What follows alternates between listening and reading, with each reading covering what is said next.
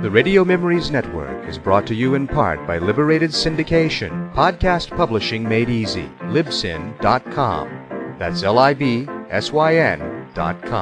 Welcome, old-time radio lovers, to the Boxcars 711 Old-Time Radio Pod. I am Bob Camardella, your host, and for the next hour or so, your guide, as we travel back in time, back before TV was, to the golden age of radio. The World's Greatest Short Stories features dramatizations of classic short stories like Telltale Heart, The Pickwick Papers, The Little Wife, and more.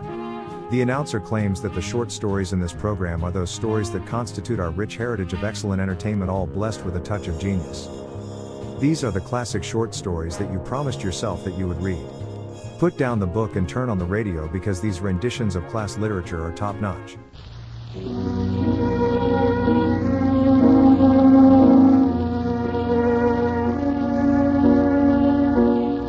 Welcome, ladies and gentlemen, to Nelson Olmsted's review of the world's greatest short stories. Last summer, one of the outstanding programs in this series featured one of the most famous poems in the English language, The Raven by Edgar Allan Poe.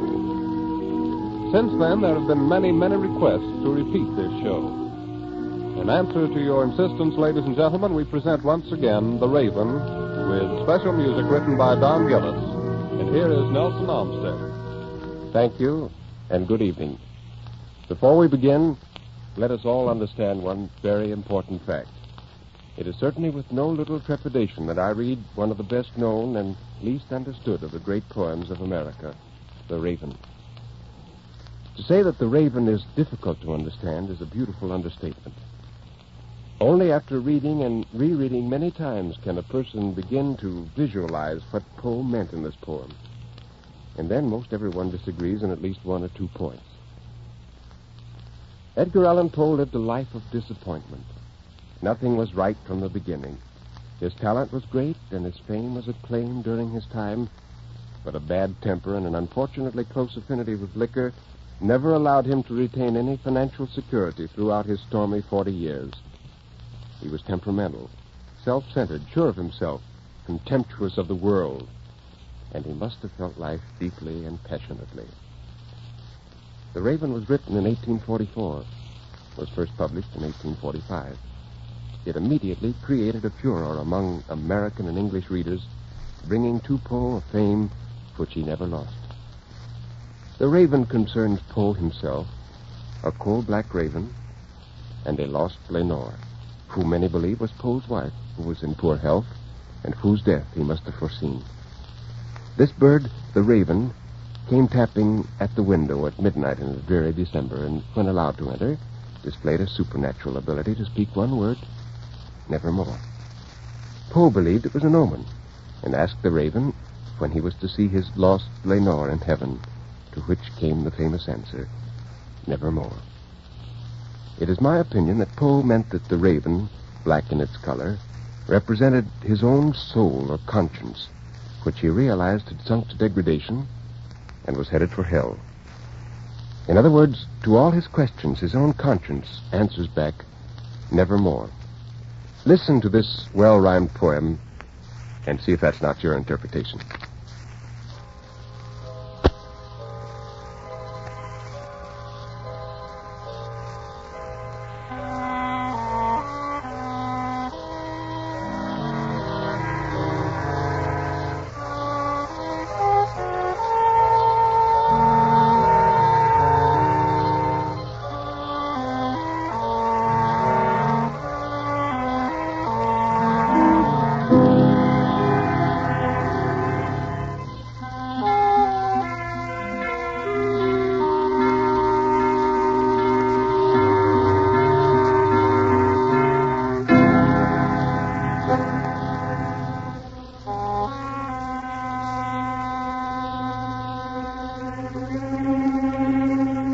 Once upon a midnight dreary, while I pondered weak and weary over many a quaint and curious volume of forgotten lore, while I nodded nearly napping, suddenly there came a tapping as of someone gently rapping at my chamber door. "'Tis some visitor," I muttered, tapping at my chamber door. "Only this and nothing more."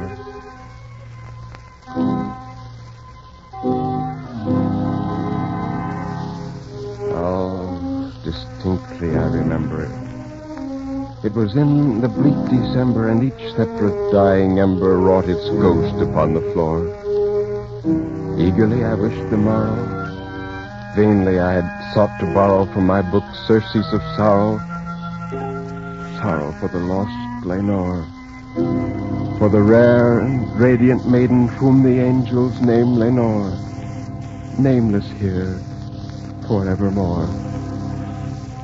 And the silken, sad, uncertain rustling of each purple curtain thrilled me, filled me with fantastic terrors never felt before. So that now, to still the beating of my heart, I stood repeating, "'Tis some visitor entreating entrance at my chamber door. Some late visitor entreating entrance at my chamber door. This it is, and nothing more."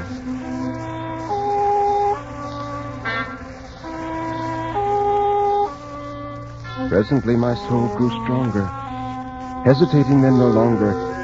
"Sir," said I, "or madam, truly your forgiveness I implore. But the fact is, I was napping, and so gently you came rapping, and so faintly you came tapping at my chamber door, that I scarce was sure I heard you. Here, I opened wide the door. Darkness there, and nothing more."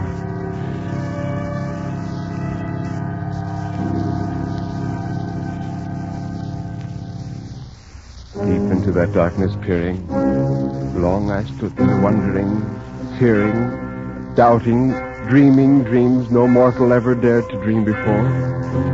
But the silence was unbroken, and the stillness gave no token, and the only word there spoken was the whispered word, "Lenore." This I whispered, and an echo murmured back the word, "Lenore." Merely this, and nothing more.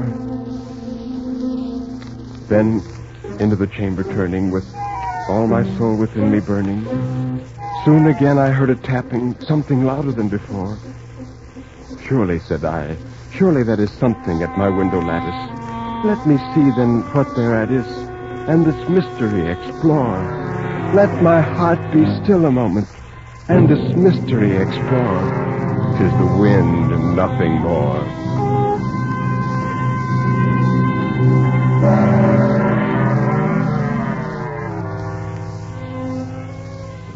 Open here I flung the shutter, when with many a flirt and flutter in there stepped a stately raven of the saintly days of yore. Not the least obeisance made he, not an instant stopped or stayed he, but with mien of lord or lady perched above my chamber door, perched upon the bust of Pallas just above my chamber door, perched and sat, and nothing more.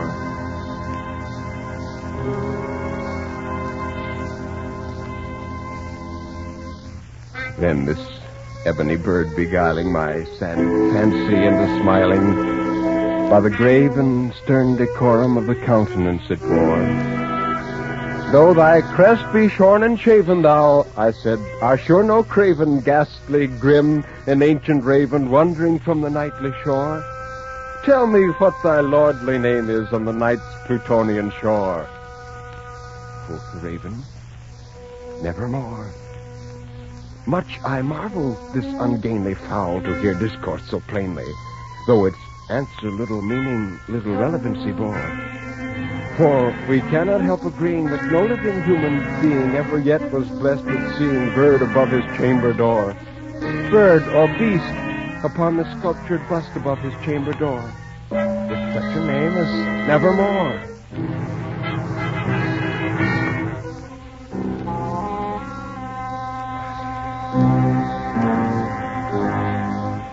But the raven, sitting lonely in that placid bust, spoke only that one word, as if his soul in that one word he did outpour. Nothing further than he uttered, not a feather than he fluttered, till I scarcely more than muttered, "Other friends have flown before. On the morrow he will leave me, as my hopes have flown before." Then the bird said, "Nevermore." startled at the stillness broken by a reply so aptly spoken. Doubtless, said I, what it others is its only stock and store, caught from some unhappy master whom unmerciful disaster followed fast and followed faster till his songs one burden bore, till the dirges of his hope the melancholy burden bore of never, nevermore. But the raven, still beguiling all my sad soul into smiling, straight I wheeled a cushioned seat in front of the bird and bust and door. Then upon the velvet sinking I betook myself to linking fancy unto fancy, thinking what this ominous bird of yore, what this grim, ungainly, ghastly, gaunt, and ominous bird of yore meant in croaking, nevermore. This I sat engaged in guessing, but no syllable expressing to the fowl whose fiery eyes now burned into my bosom's core. This and more I sat divining, with my head at ease reclining on the cushion's velvet lining that the lamplight gloated o'er, but whose velvet violet lining with the lamplight gloating o'er she shall press, nevermore. Then methought the air grew denser, perfumed from an unseen censer swung by seraphim, whose footfalls tinkled on the tufted floor.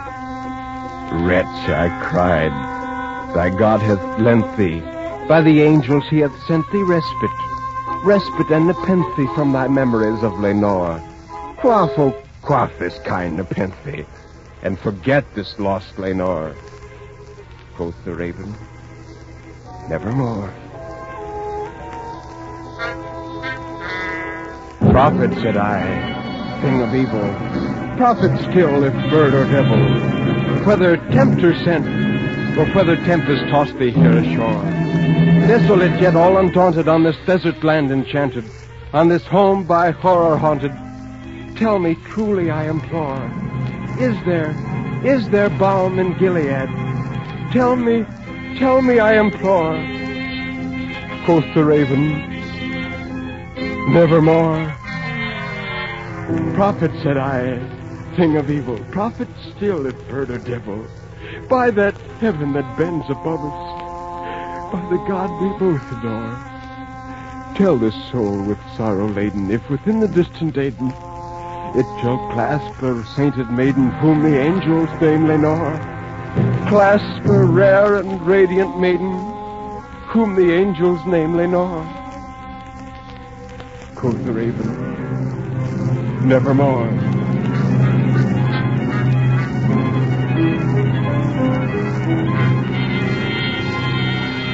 Be that bird our sign of parting, bird or fiend, I shrieked upstarting. Get thee back into the tempest and the night's Plutonian shore. Leave no black plume as a token of the lie thy soul hath spoken. Leave my loneliness unbroken. Quit the bust above my door.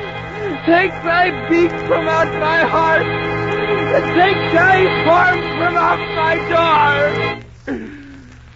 Quoth the raven, nevermore.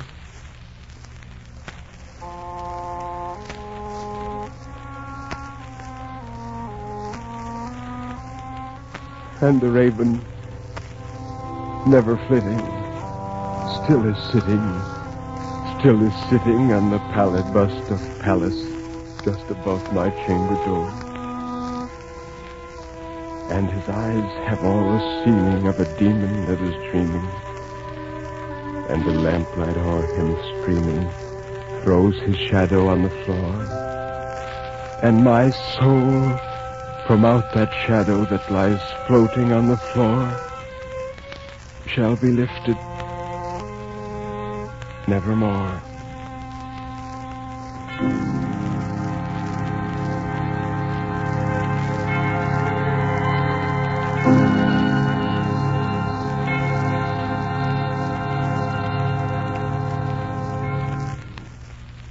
The Raven by Edgar Allan Poe. Ladies and gentlemen, at the repeated requests of listeners to this program, we have again presented one of the greatest poems that America knows. Now, for a closing word, here is Nelson Olmsted. Before we close this program, let me say that the special music was written by one of the outstanding young composers of the Southwest, Don Gillis, director of the famous TCU Band. To him, to Gene Baugh, who directed the music, and to the orchestra, we owe a debt of gratitude. Remember, we should be most flattered if you will write us your reaction to our presentation of The Raven. Thank you, good night, and good reading.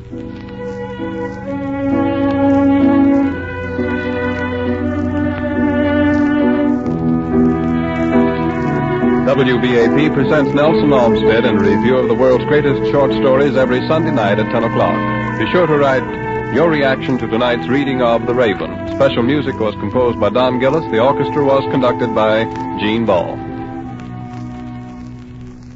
WBAP, the Fort Worth Star Telegram Station on the Blackstone Hotel.